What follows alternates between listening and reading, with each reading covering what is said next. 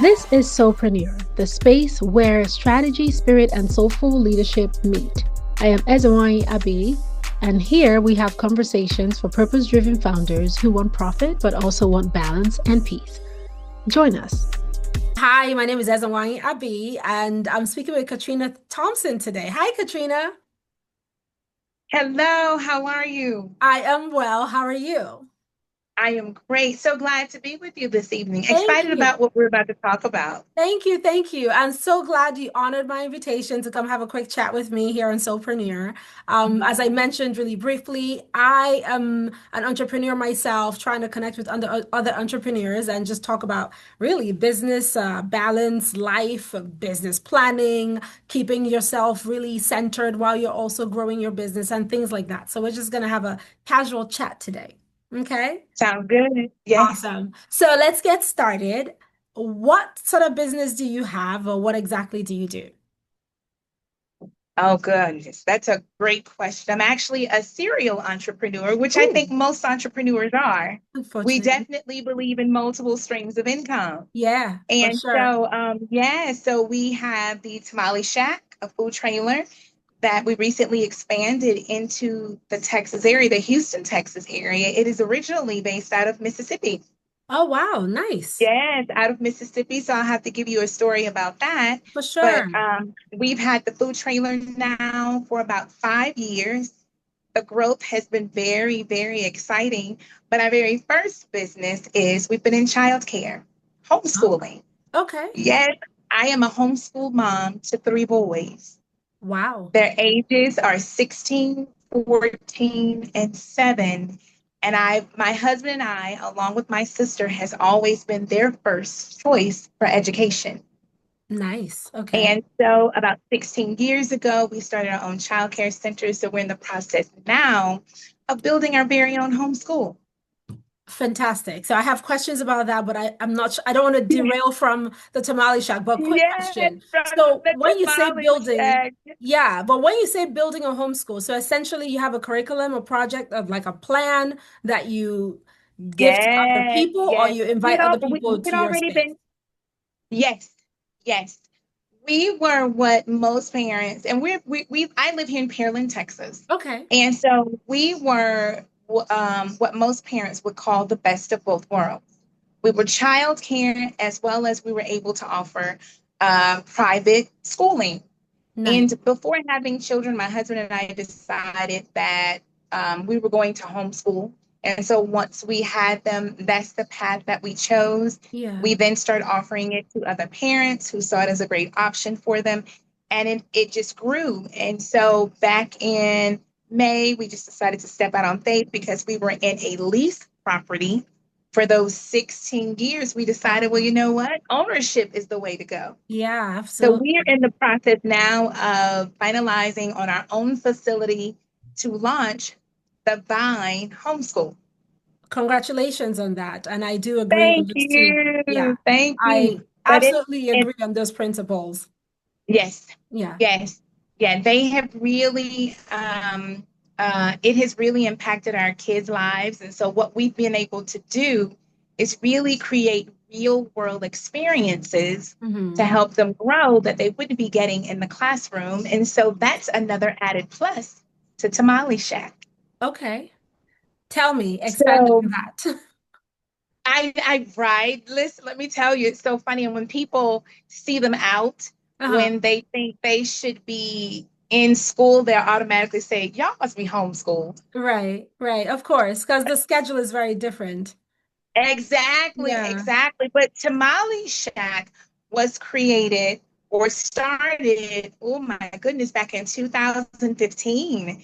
And it's actually my family's business. And you're gonna laugh when you hear this because whenever I tell the story, a lot of people think it's really funny and unreal. Where Okay. I'm from, which is Greenville, Mississippi, I'm what Uh-huh. they call a Delta girl.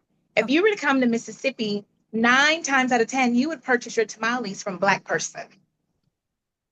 Interesting. Did not, I had, would not have imagined that. yes, yes, that's a lot. Let me tell you, when they come to the trailer and Uh-huh. they see that we are African American, they are floored. Like Black people, cooking Mexican food. And so for me, Yeah. for us, it was never that way. You Interesting. come to Mississippi and you are going to, I guarantee you, purchase your tamales from a Black person, from an African American. And where I'm from is called the tamale capital of the world. It's Greenville, Mississippi. Oh, wow. Okay. Yes, it's great. And so my husband saw an open market for our type of tamales, the Mississippi Delta tamale. Okay. Now, my brother is the founder of Tamale Shack. And so he's there in Mississippi. And I so we were see. like, you know what? You want a business partner? We see Right. some big things here. You know, Right. he's comfortable where he is. And I'm like, listen, we can put this thing in stores. I mean, the Right. growth is, I see it being astronomical because our product is not very well known in this area. And so he decided to partner up with us and all of that. And we are so blessed that he did. And so, literally, as a family, we are there shucking, making our tamales and making it happen. So, we have two trailers there in Mississippi, and we Uh-huh. have the one trailer here. And the one here, where is it? I know, I mean, you mentioned you live in Pearland, but is it in, where Yes, is it? it's in Pearland, but let me tell you, we pop up all over the city. So, Oh, I like see. today, yeah, today we had a booking at a school here in Pearland. On Okay. tomorrow morning, we're in Sugar Land. Okay. Uh, Tomorrow night, we're in Houston, and so we're able to pop up all around the city. One thing that intrigued us about Mhm. having a trailer is, of course, the numbers made sense. It's much less than, not as costly as having a brick and Right. mortar. A physical location. Yeah. Yes, Yeah. yes, yes, yes. And given that we wear many different hats, and I mean, I stay busy. I Mm-hmm. had a little bit more flexibility with my schedule. Mm-hmm. Got you. So I'm gonna ask a couple questions, and probably because I'm Yes, hungry. First of all, where can I'm in Pearland myself, and my kids like tamales. So yeah, I am. I'm in Pearland. So now I was like, I need to find out how to find where you guys are. Of course, do you mention your I locations on social media? Like, do you yes, share where you are? Okay. So yes, we'll have to find you. We're gonna have to track you yes. down at some You do. point. Just reach out to me and let me know, girl. I need 2 dozen, and Yeah, I will gladly meet you at the HEB. right there, which is down the street from me. So yeah, we could totally do that. Awesome. Yes, So when you decided to start the tamale, so part of the soulpreneur idea is, of course, doing something that feeds your soul, because a lot of times when you go into business, it's so easy yes, to be burnt out and yes, tired of just the rigor of business all the time. So what made yes, you, and the homeschooling part I kind of want to touch on as well, but I also want us to kind of explore what made you decide to do the tamale shack in addition to the school. Because essentially, yes, you're running two different programs simultaneously. Besides income, what else yes, did it feed for you? yes. I really saw it as a great opportunity Mm, to expose this area to an amazing product. got you. And I love HEB, and HEB has to be one of the grocery stores with a fair marketing process. And I'm telling my brother, listen, I know we can get your product and bury in this in an HEB here. We Yeah. could definitely possibly do it in a Sam's. And it's about creating generational wealth for my family. Okay. And so like I said, for the longest of times, I knew we had a product that people would really enjoy, but we were trying to figure out how to get it exposed. And, Got you. from our experience, of like networking and different entities and all of that, you got to hit the ground Of running course. with Of what you know course. first. And that's where the trailer came in. Came in. Yeah. And so, of course, like you said, as a result of being the money, but I'm going to be the first to tell you, I was not very excited about being in the food industry Yeah. because I know how Can be tough. taxing it Yeah. can be. Yeah.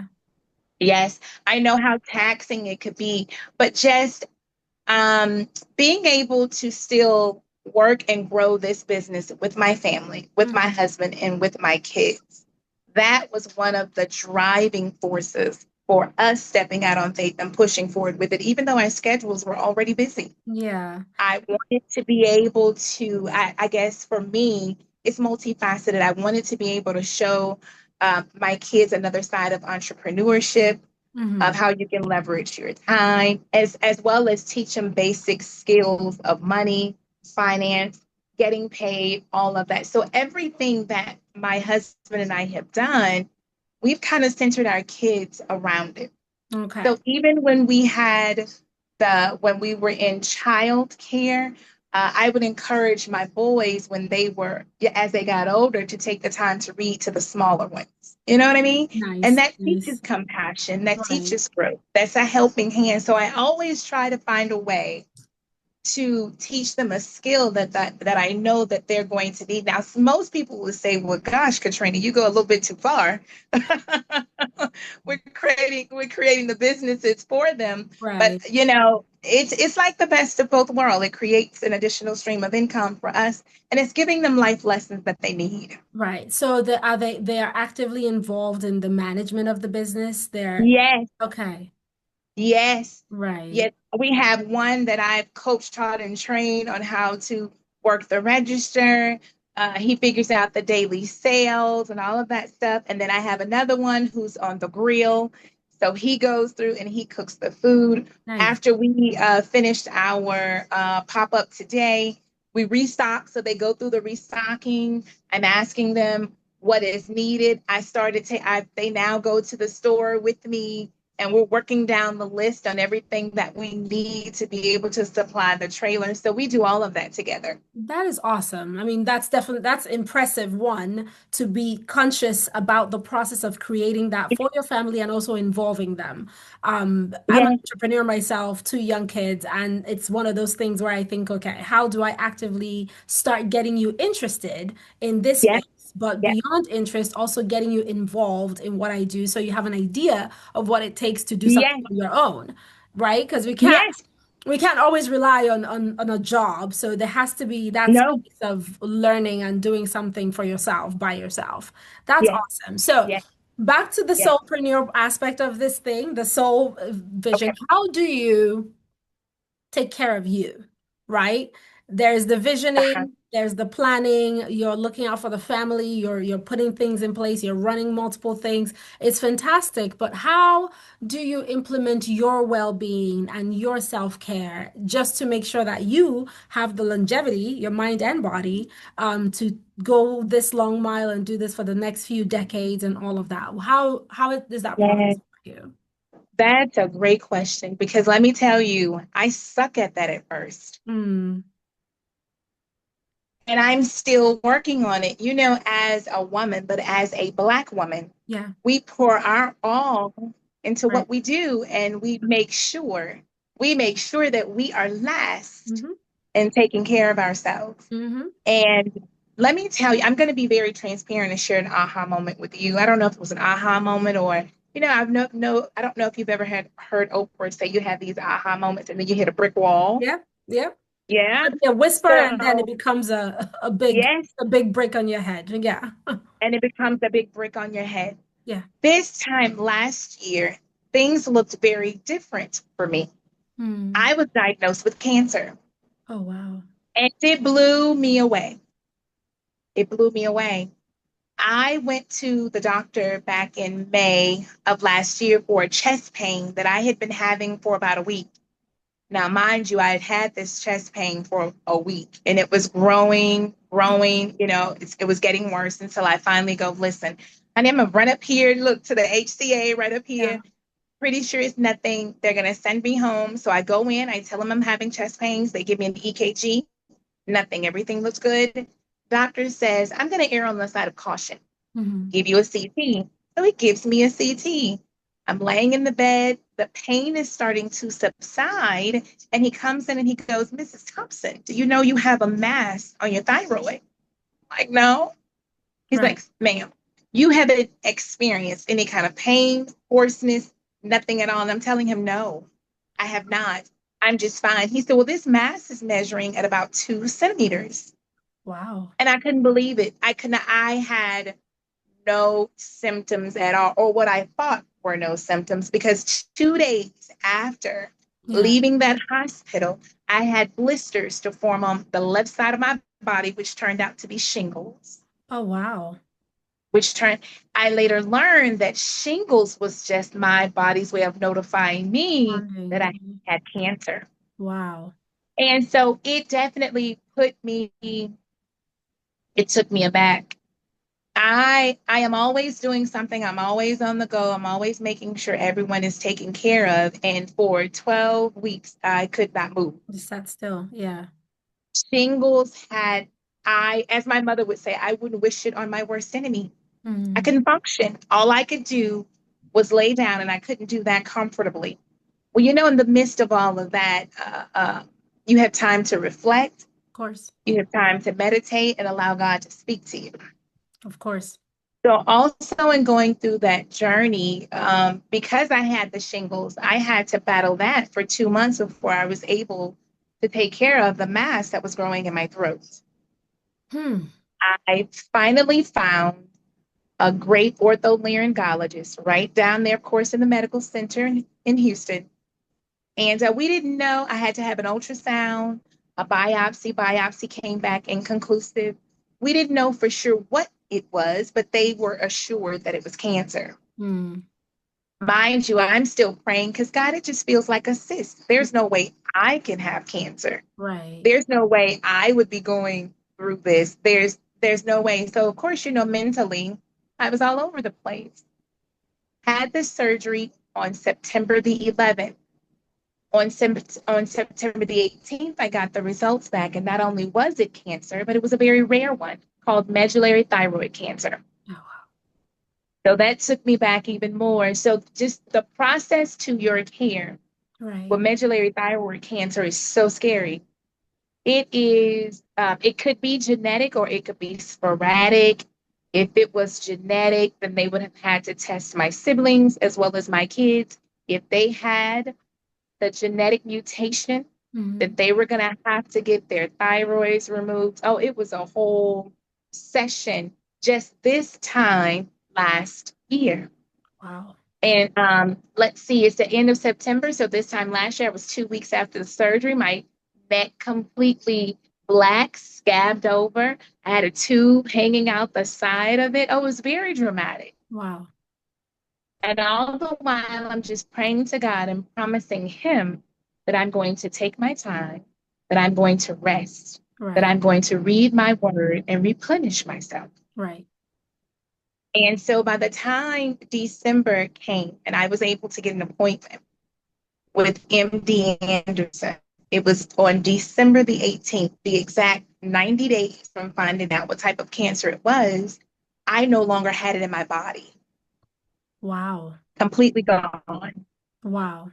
And so I tell my husband the shocker for me is, how you do your yearly appointments. I went from 3 doctors to now having 8, 9 doctors. Oh. But I am just so blessed for the journey because literally 90 days after having that surgery, they had assured me that I was Hmm. going to have radiation, not chemo, but radiation. It's probably going to be somewhere between 15 to 18 sessions and just preparing me for it. Yeah. My doctor didn't take out my entire thyroid, and my other doctor was against that because they're going, if you leave in the other side, there's a chance it can come on the other side. But let me tell you how good God is. That right side is functioning at its cellular level where I did not need radiation. I'm not even on a That's thyroid medicine. amazing. That's Yes, I'm not amazing. even on a thyroid medicine. And so they just told me because I am in my 1 year journey, of course, I have to go to MD Anderson every three Right. months. Right. For the checkups. And my cancer, what they call tumor markers, are getting lower and lower and lower. And so I'm blessed. So that was But it definitely a signal.